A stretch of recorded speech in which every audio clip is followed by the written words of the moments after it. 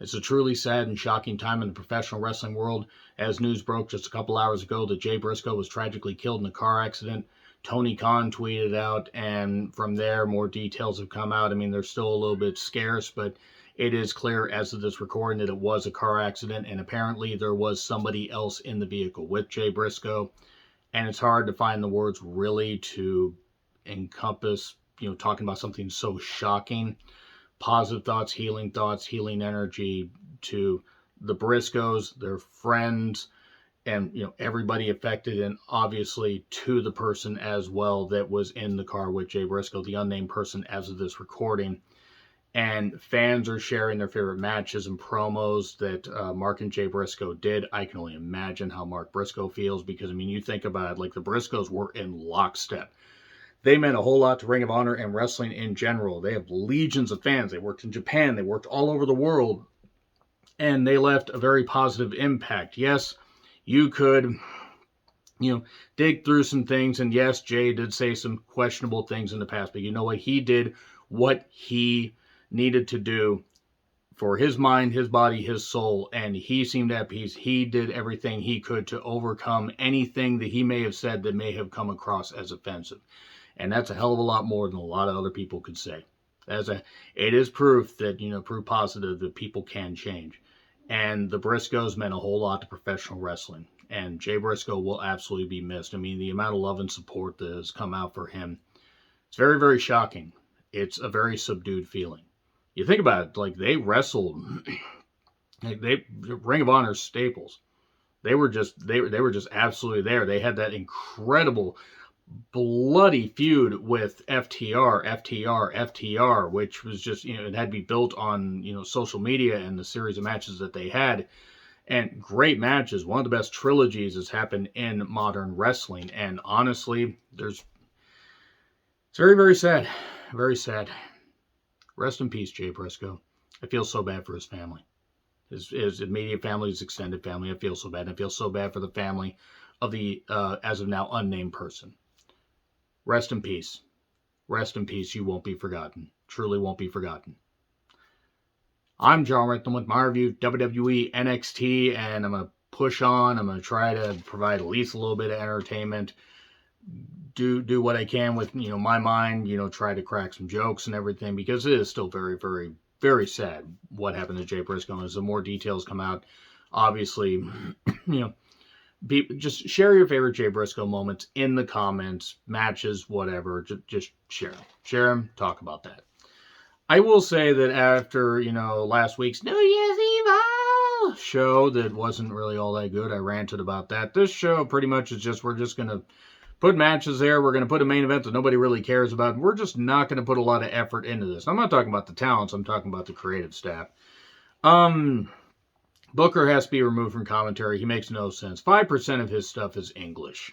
Apollo Crews and Axiom Verge took on Hayes and Tricky Dicky Williams. I don't get Axiom Verge's entrance. I just don't. High energy, high level work by all four of these guys. Hayes and Tricky Dicky Williams need a run with the tag titles, both in NXT and on the main roster, as far as I'm concerned. It was fine. I just didn't really... It's hard to care when, they're just basically stringing these feuds along to get to Vengeance Day, which is coming up in just a little bit. Like 3 weeks.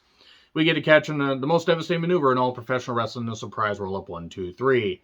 Tony D'Angelo and Stax are at the bridge where Two Dimes was killed, and Stax thinks that he's going to get whacked. Nope, he's given a jacket with the family crest. He's the underboss. There's no need to fear. Underboss is here.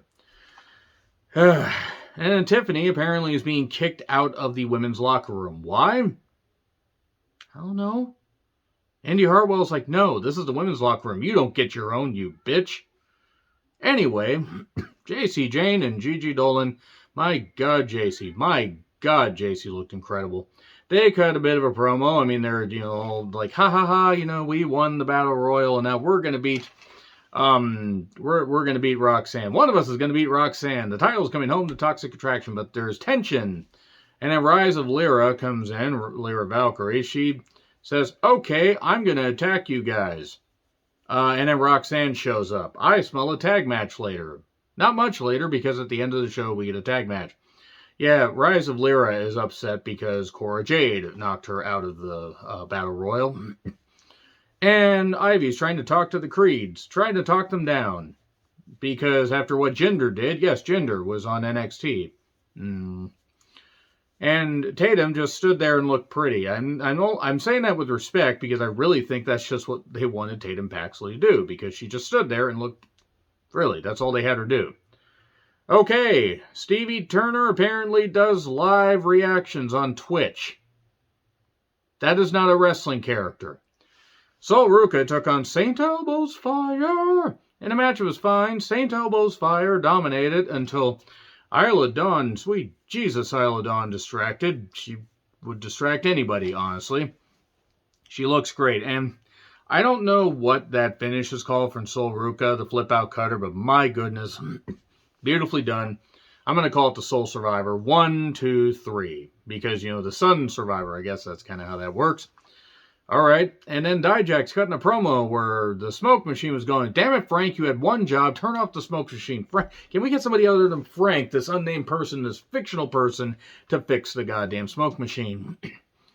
Vic sits down with Grayson, and he says, what have you been thinking for the last 7 days? Never ask a man that wears his shirts like Grayson Waller does what he's thinking.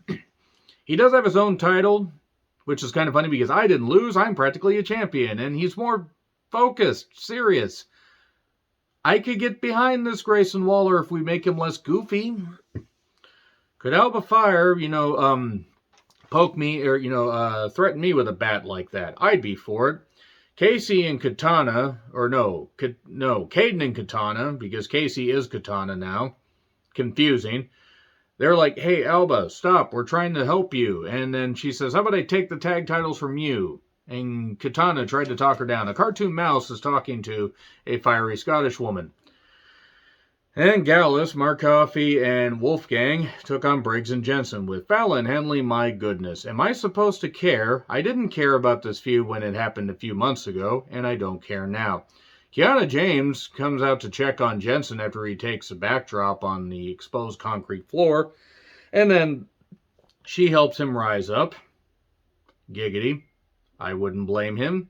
Look at Kiana James. How could you not be excited? And then Briggs got pinned. Dookie Nukie Hudson, then, by the way, was recorded knocking Thea Hale. By somebody. No NXT Anonymous. Anonymous. And cool. I guess this is, Thea hasn't won a match, so she's dragging Chase University down. Who filmed this? I see, it's okay when other people film, somebody from a hidden location, but when I do that, don't do that, folks. Later, Fallon Henley and Kiana, there was drama with Fallon Henley and Jensen. I'm not going to be around you and Kiana breaks your heart. This is high school drama. Speaking of high school drama, Valentina Feroz versus Thea Scrappy-Doo Hale. Elektra Lopez shows up and says, use these knucks. Valentina, no. And then Valentina gets pinned. And then Apollo and Hayes and Tricky Ticky Williams are in the parking lot. Nobody got attacked. Apparently, they decided to put a cone of security around that thing. And then I'm sorry. Let me try that again. Vic Joseph mentions Jay Briscoe's passing. They probably wanted to find more details before they talked about it. That was very classy by WWE. Valentina Feroz is upset. Elektra says, you need to learn how to fist somebody before they fist you. Maybe that's my interpretation of it. Here's New Day. Who's going to be next? Well, Gallus. They won the Battle Royal, or the Gauntlet, or whatever it is. Pretty Deadly Glory show up to talk about, we don't like, people being silly while wearing those shirts. Oh no, we get a brawl. I don't understand a goddamn thing Gallus is saying, by the way. I don't understand a goddamn thing. Mackenzie with Roxanne and Rise of Lyra. They're going to be in the main event tonight. Javier Bernal then gets told off while holding his instrument. Stop thinking about it, Noah. I know you're thinking about it. You stop it. Get some help. And then Vic has to sit down with Rex Steiner. Call him up soon. Please. Please call him up soon. Please call him up right after Mania. Javier Bernal is interrupted by Tyler Bate. Tyler Bate and Javier Bernal have a match that was all right. I don't know if Javi was knocked out later, but he seemed... I don't want to say that he was trying to sandbag him, but it just looked weird because Tyler couldn't pick him up for his finish a couple times. Was Javi knocked out? Was there miscommunication? Is he all right? Was there just a slip? I hope everybody's okay.